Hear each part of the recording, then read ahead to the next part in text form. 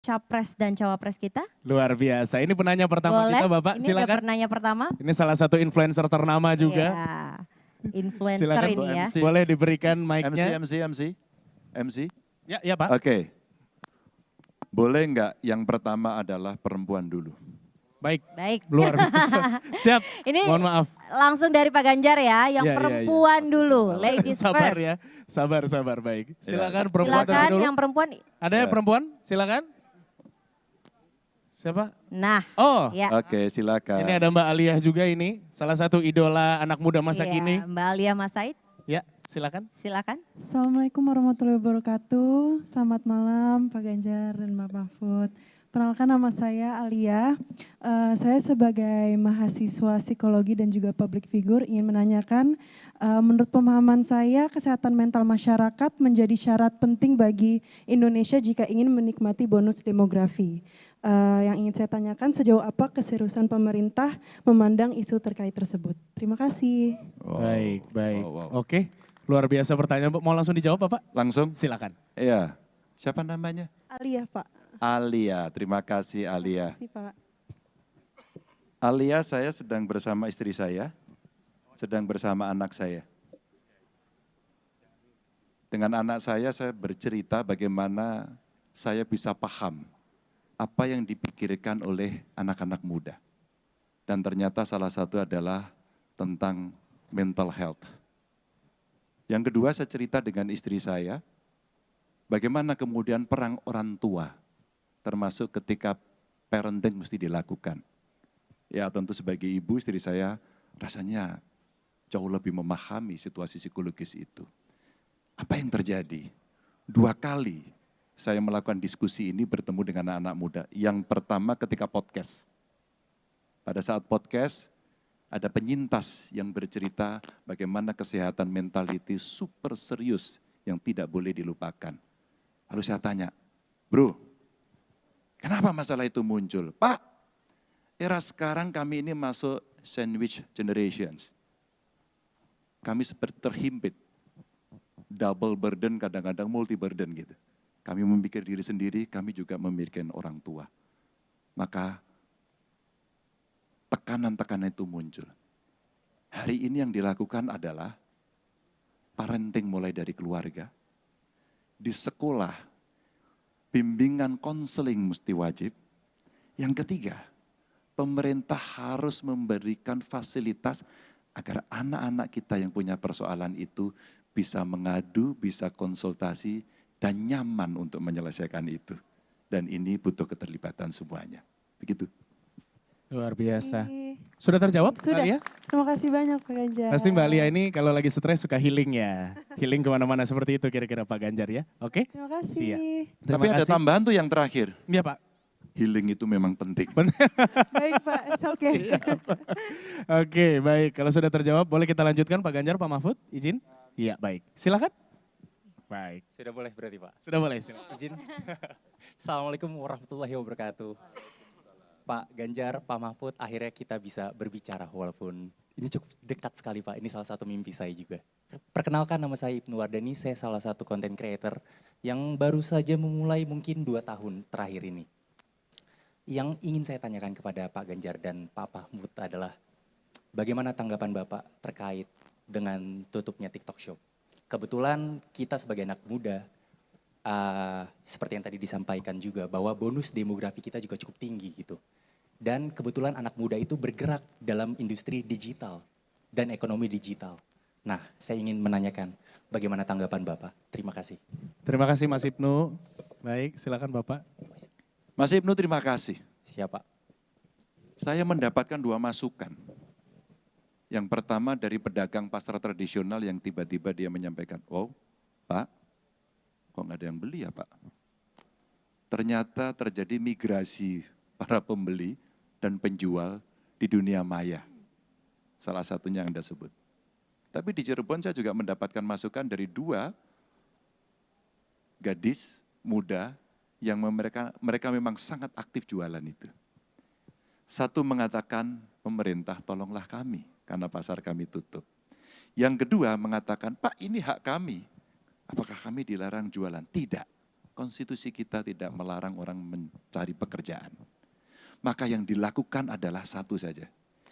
Kita mesti mengatur, sekali lagi, kita mesti mengatur agar ada keseimbangan itu dan kita mesti memproyeksikan betapa ekonomi digital betul-betul persis seperti yang saya sampaikan tadi akan kita hadapi. Turbulensi ekonomi digital ini nanti kelak akan muncul terus-menerus. Maka tugas pemerintah hari ini adalah mengatur, memproyeksikan, dan kita cepat tanggap. Agar kita juga bisa mengelola itu dengan baik. Itu kuncinya. Terima kasih Pak. Baik, terima kasih. Semoga menjawab. Mungkin Pak Mahfud ada yang mau ditambahkan? Sudah cukup baik, Sudah terima cukup, kasih. baik. Baik, kami masih melanjutkan sesi mendengar ini. Banyak sekali nampaknya, boleh? Di belakang ada, Ya, di samping sana 1, 2, 3, juga 4. boleh. Silahkan panitia bisa memberikan mic-nya langsung. Ya, silakan. Baik, silakan panitia. Yang milenial diutamakan. Milenial kebetulan dan Gen Z, bukan silakan. milenial, tapi pertanyaannya penting ini Mas Ganjar. Oh, siap. Baik, silahkan. Saya pernah ketemu sama Alam Ganjar. Menurut saya anak yang pinter dan punya kompetensi. Bagaimana menurut Mas Ganjar, suatu saat, pada saat Mas Ganjar menjadi presiden, apakah akan memberikan karpet merah kepada anaknya? Terima kasih, saya Kadri Muhammad, musisi dan pengacara. Terima kasih Mas Kadri, terima kasih banyak. Dan saya sangat kenal dengan Mas Kadri. Karena hampir 2 jam beliau ngebrief saya soal IP, soal royalty, dan nasib para seniman. Makasih Mas. Saya mungkin akan kasih baju merah aja ke dia. Buat saya sebenarnya yang penting adalah bagaimana semua punya kompetensi dan bisa berkompetisi yang sehat.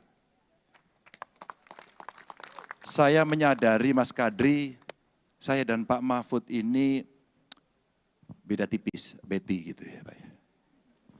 Betty-nya dari sisi usia beda tipis. Saya kira hanya berbeda beberapa bulan saya dengan Pak Mahfud. Tanggal lahirnya maksudnya, kalau tahunnya agak jauh gitu Pak ya. Yang kedua beliau pengalamannya di 3 institusi, kalau trias politika udah lengkap. Saya cuma 2. Yang saya sadari adalah kekuasaan itu ada batasnya dan kekuasaan itu menggoda. Maka kita harus punya kontrol diri dan tahu diri.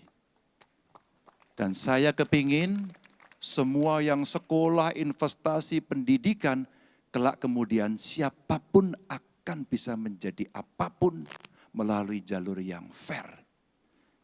Saya tidak mau kelak kemudian anaknya Mas Kadri akan kalah dengan Alam karena anak presiden. Saya tidak mau anaknya Mas Kadri akan kalah dengan anak bupati. Saya tidak mau anak Mas Kadri akan kalah dengan anak gubernur atau pejabat siapapun. Karena itulah penting teman-teman hadir untuk kemudian memberikan kepada saya saran, kritik, kontrol, karena semua butuh proses. Wow, sudah sangat terjawab. Dan jawaban itu diberikan standing ovation oleh Mas Kadri Muhammad sendiri. Terima kasih Bapak Ganjar. Baik, masih kami lanjutkan? Ya, Silakan masih panitia. banyak pertanyaan, silahkan. Muda-mudi kita yang hadir di sini, Boleh? silahkan. Ya, ini perempuan lagi. Selamat malam Bapak, saya Stella dari tim Extravaganjar. Saya mau tanya, Ekstra apa? Extravaganjar. Oh ya, saya pernah tahu kok itu. Ya, jadi tadi Bapak sempat bilang akan melamar kami anak muda Indonesia. Pertanyaan saya, bagaimana cara Bapak melamar kami anak muda Indonesia? Kalau sudah dilamar, mau dibawa kemana kami? Dan apa yang akan meyakinkan kami untuk menerima lamaran Bapak? Oke. Wah, Ya, silakan. Ini tertantang ini. Ini ditantang Pak. Mbak siapa namanya Mbak? Stella. Mas Jupri tenang, Mas Jupri tenang. Mas Jupri tenang. Ya, ini hanya untuk yang milenial Gen Z, yang kolonial enggak. Mbak siapa namanya? Stella. Bapak. Saya punya contoh. Sino, kamu sini Sin. Ya enggak, ini Saya orang yang menemukan dia pertama. Mudah-mudahan saya tidak keliru ya, Sin ya. Ada dikasih mic nggak di sini? Oke. Sin, kamu cerita, kamu saat ketemu saya pertama di mana, Sin? Waktu itu di acara pembekalan caleg Pak Ganjar. Ya kamu tak suruh ngapain? Naik ke meja Mas waktu itu. Terus ngapain kamu? Disuruh cerita tentang harapan anak muda ke para caleg dari anak yang waktu itu saya masih SMA Pak Ganjar. Apa yang kamu katakan pada para caleg? Saya cerita waktu itu bahwa politik Indonesia saat ini butuh harapan. Bukan sekedar baliho billboard, tapi ada bukti nyata dan keterlibatan anak muda di situ. Mulai kapan kamu kemudian tertarik untuk ikut politik dan kemudian sampai sekarang? Sekarang kamu Saya mahasiswa? waktu ini saat ini jadi mahasiswa Mas. Jadi mahasiswa. S1. Terus? Saya pertama kali tertarik waktu SMP. Tapi yang membuat saya tertarik, saya harus masuk politik praktis adalah saat saya bertemu dengan jenengan waktu itu. Dia anak Jawa Timur, Mbak. Saya temukan dengan kawan-kawan, saya suruh ngeritik para caleg. Saya suruh naik meja dan semua geger. Sejak saat itu rasanya dia jatuh cinta dan dia mau ngerti, lalu saya katakan, Sen, kalau mau jadi politisi kamu harus ada mentornya. Maka kamu sekarang terlibat dan mentormu adalah saya. Sudah siap masuk? Siap. Dan saya akan cari seluruh talenta anak muda Indonesia untuk menjadi juru bicara saya dan silahkan mendaftar kepada Pak Arsad yang ganteng tadi itu. Oke. Saya hanya kepingin dari seluruh konsepsi saya dan Pak Mahfud nanti akan diterjemahkan oleh anak-anak muda dan di depan kamera biarlah mereka yang menjelaskan secara detail karena itulah representasi itu. Siap Bapak. Terima kasih. Luar Terima kasih, biasa. Ini yang menarik dari Bapak Ganjar, memberikan jawaban dengan contoh yang sulit dibantah akhirnya. Begitu luar biasa. Dan perlu Pak Ganjar ketahui juga bahwa saya Gilang Dirga dan Ratu Nabila di sini juga merupakan bagian dari juru bicara milenial dari Bapak Ganjar dan juga Pak Mahfud. Iya betul sekali. Siap. Dan tadi juga sudah diungkapkan langsung ya, melamar muda-mudi Indonesia untuk ikut serta memenangkan Ganjar Pranowo dan juga Mahfud MD. Betul sekali. Baik, sesi mendengar ini masih kita lanjutkan kembali. Silakan teman-teman. Selamat malam.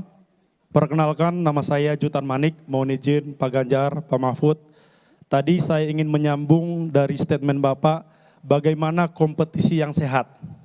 Kalau kita lihat dalam melamar pekerjaan di ASN, P3K, untuk masuk sekolah kedinasan, Akpol, Akmil dan lain sebagainya, itu sudah dimulai dari seleksi online di awal. Tapi ada lagi nanti seleksi wawancara yang menurut saya ini membuka potensi adanya negosiasi mungkin akan diberikan kepada orang yang memiliki privilege. Jadi bagaimana Bapak melihat situasi sekarang ini agar benar-benar seleksi untuk bekerja di pemerintahan ini menjadi seleksi yang sangat terbuka. Kalau untuk swasta saya tidak beri komentar, tapi untuk negara, karena ini milik kebersamaan kita semua sebagai masyarakat Indonesia, saya ingin ini menjadi konsen perhatian Bapak semuanya, bagaimana dalam seleksi untuk bekerja di pemerintahan itu sangat transparan. Mohon arahan Bapak, terima kasih. Ini kayaknya Pak Mahfud ini yang harus jawab ini Pak. Baik, silakan Bapak. Mari Pak, mainkan Pak. Ya. Ya, saudara, adik-adik sekalian, sama dengan Pak Kadri tadi ini pertanyaannya, agar pemerintah itu membina generasi muda itu tanpa diskriminasi, dibina secara bagus, diberi peluang secara bagus. Saya ingin perkenalkan nih, saya bawa dua anak saya yang milenial. Ini satu, berdiri Wan, ini Dr. Ikhwan Zain. Sekarang dia sedang menyelesaikan PhD programnya di Amsterdam University. Kebetulan sedang penelitian. Sejak sekolah dia mencari beasiswa sendiri. Tidak menggunakan nama saya. Orang malah tidak tahu kalau dia anak saya. Dia cari sendiri, dia dapat sendiri dengan prestasinya sendiri. Anak saya yang kedua Dr. Vina Amalia ini dokter dari Universitas Airlangga. Juga sampai lulus dari sekolah tidak ada yang tahu bahwa dia anak saya karena saya bilang jangan bilang kalau kamu anak saya. Kalau anak pejabat itu biasanya akan diberi kemudahan-kemudahan. Bahkan anak saya ini dulu oleh dosennya sempat disubsidi susu dan pisang setiap hari. Ini anak saya ini. dikira enggak tahu kalau anaknya waktu itu iya ketua MK. Saya bilang enggak usah bilang-bilang gitu. Nah, saudara, pemerintah sekarang menyadari itu bahwa banyak kadangkala kecurangan-kecurangan yang dilakukan karena nepotisme, karena kolusi, sehingga orang yang sebenarnya tidak berhak untuk mendapat sesuatu dari fasilitas negara, misalnya menjadi pegawai, naik pangkat dan sebagainya, itu sudah banyak dilakukan. Oleh sebab itu, Presiden sekarang itu atau pemerintah yang sekarang itu menyadari itu. Coba sekarang dulu yang seperti itu tuh banyak sekali, lulus karena titipan, karena ponakannya, karena. Nah sekarang kalau orang jadi ASN misalnya, itu kan ujiannya langsung lewat lewat komputer, lalu di situ langsung ada nilainya. Kamu sekian, belum sampai nilaimu, kan gitu. Sekarang sudah lebih objektif. Di bidang kepegawaian sekarang misalnya ada sistem lelang untuk menduduki jabatan tertentu. Itu untuk lebih memperbaiki ke depan. Bukan sekarang bukan sudah baik. Kalau pemerintah tuh punya sebenarnya tiga program. Yang pertama digitalisasi, pemerintahan berbasis digital. Jadi semua sekarang ini anak-anak ya kalau ngelamar proyek, ngelamar pekerjaan, apa semua lewat digital. Bahkan perkara pun sekarang itu sekarang sudah mulai digitalisasi. Saya bersama Pak Gatot Edi ini lewat Polri membuat perkara, misalnya sekarang perkara pidana nih sampai apa dilaporkan oleh Pak Saur. Misalnya Pak Saur sekian dilaporkan. Itu 2 bulan ditanya, oh perkaranya ketemu, ada di sini. 3 bulan sampai di mana, ini sampai di mana, itu sudah mulai ke sana sekarang. Tidak semua perkara karena banyak pengadilan, banyak hakim, jaksa belum suka, polisi belum suka dengan ini sehingga masih terbatas. Tetapi terus akan mulai, semua perkara besok bisa kalau masuk tanggal 1 April, kok 1 Agustus belum ada kabarnya, itu bisa dilacak, ini macet di mana ini, gitu. Sampai akhirnya kalau vonisnya tuh sudah dikirim ke siapa dan seterusnya.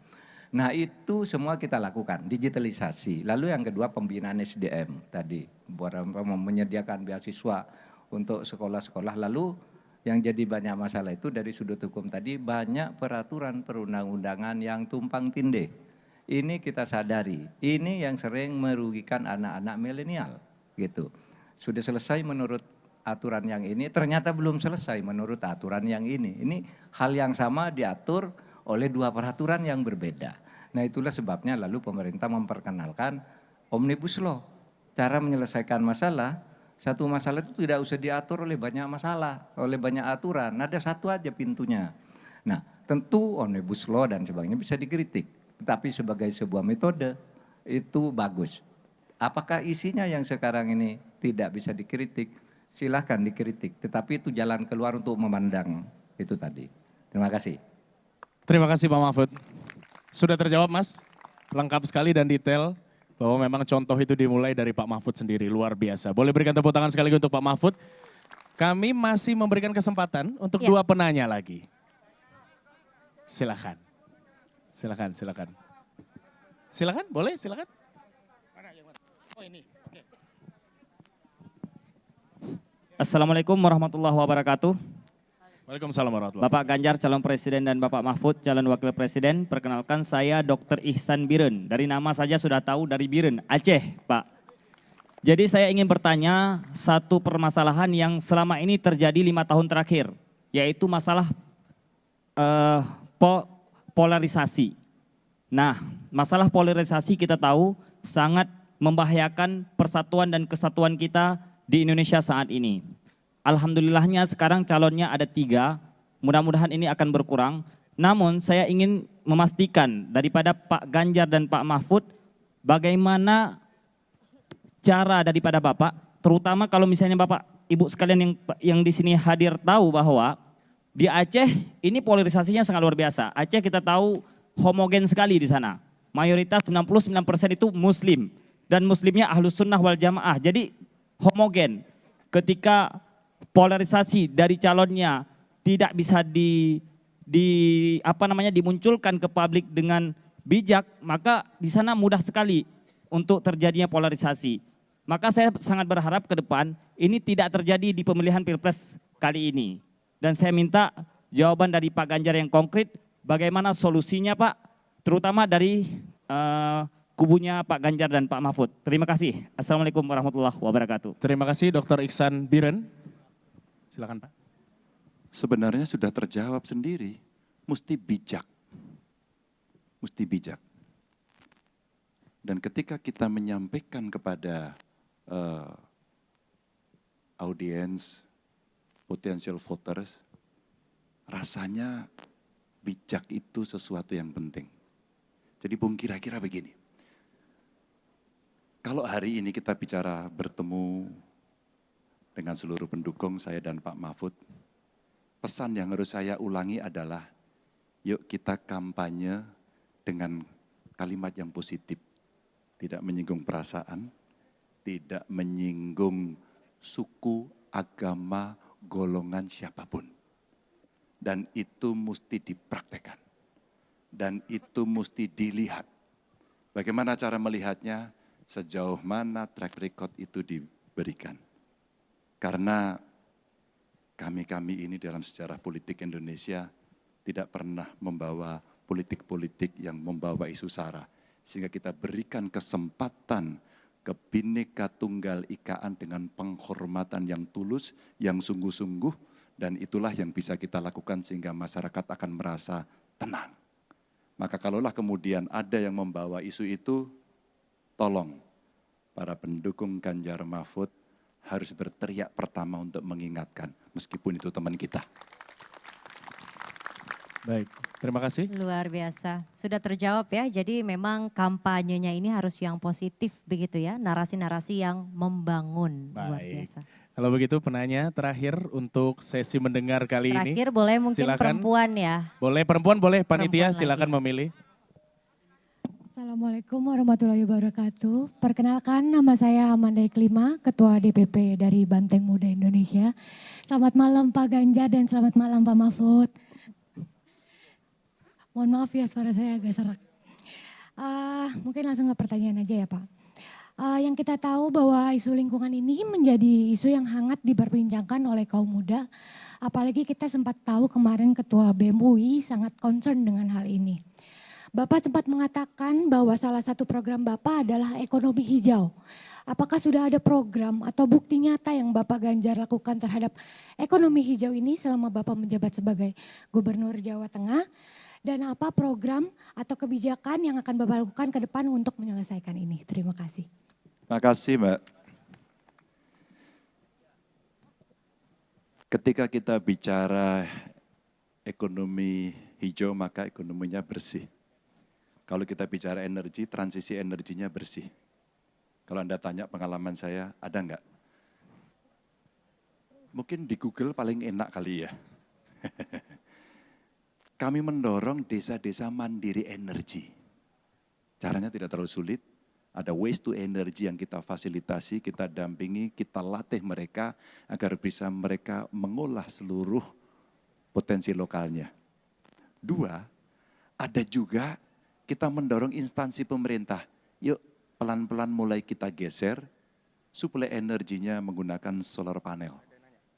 Ketiga, ternyata potensi energi lokal itu Mbak, banyak sekali. Mbak pernah dengar gas rawa enggak? Belum ya? Sekarang mulai dengar ya. Di gas rawa itu ternyata ada tumpukan sampah yang mungkin sudah jutaan tahun dan kita tidak pernah tahu. Maka kalau di desa ada orang ngebor tiba-tiba keluar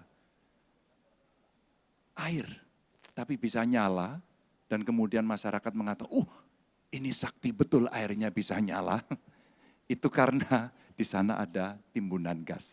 Dan inilah gas rawa yang kita lakukan untuk kita kelola, kita berikan pada desa-desa, ada di Sragen, ada di Banjarnegara, ada di Karanganyar, dan itu dari peta geologisnya terlihat. Ada lagi, ada air. Air yang kita miliki banyak sekali dari gunung-gunung kita mengalir begitu saja. Ternyata para insinyur kita itu bisa menjebak air itu, merekayasa air itu sehingga dia bisa terjun. Hanya dengan rekayasa kecil. Dan itu ternyata menjadi energi. Beberapa pengalaman saya, pondok-pondok pesantren itu ada yang mengelola itu menjadi pembangkit listrik tenaga mikrohidro. Itu jadi uang, dikelola, dan kemudian energinya menjadi sangat ramah. Ini yang energi. Ekonomi sirkular kemudian juga bisa berjalan. Banyak sekali pengalaman, kami coba dorong desa-desa untuk berkompetisi. Karena itu sebagai stimulan. Agar mereka semuanya bisa berinovasi. Dan inovasi desa, wow, keren. Maka banyak praktek-praktek baik, dan kemarin terkumpulkan mungkin yang sekarang menjadi cerita Kabupaten Banyumas, di mana mereka mencoba mengenolkan sebuah proses pengolahan sampah yang selesai betul-betul di lingkungannya. Mereka membuat aplikasi, mereka membuat cara mengolah, mereka sudah memisahkan dan dari masing-masing yang terpisah itu ternyata terkelola dengan baik. Ada yang di reuse, ada yang di recycle ya, dan betul-betul yang ada dimanfaatkan tempat lain. Dan bupatinya Pak Husen itu kemarin akhirnya pergi ke PBB, pergi ke Jepang, mendapatkan banyak grant karena cerita sukses dari ekonomi sirkular dalam praktek-praktek yang sederhana. Maka sekali lagi, transisi energinya sekarang mesti kita besarkan. Ada teknologi-teknologi kalau dulu tepat guna namanya, dan ini ada banyak teknologi nilai tambah. Yang sebenarnya itu sangat mudah dengan teknologi-teknologi yang ada dari desa-desa itu. Jadi ada banyak praktek, tinggal kita rumuskan yang baik-baik. Kemarin dengan para peneliti termasuk dari BRIN, mereka jauh lebih banyak praktek-praktek baiknya. Tinggal satu saja. Ambil oleh pemerintah, buatkan regulasi, terapkan itu menjadi kebijakan nasional. Baik, luar biasa. Jadi sangat ini, lengkap. Iya, lengkap sekali begitu ya. Tadi ada isu hukum, lingkungan, kemudian juga ekonomi. Jadi memang visi dan misi dari program Capres dan Cawapres kita ini lengkap begitu ya. Begitu, betul sekali. Dan kami juga sadar betul bahwa masih banyak pasti yang ingin bertanya. Namun kita sudah sampai di penghujung acara. Mohon maaf sekali lagi. Dan kami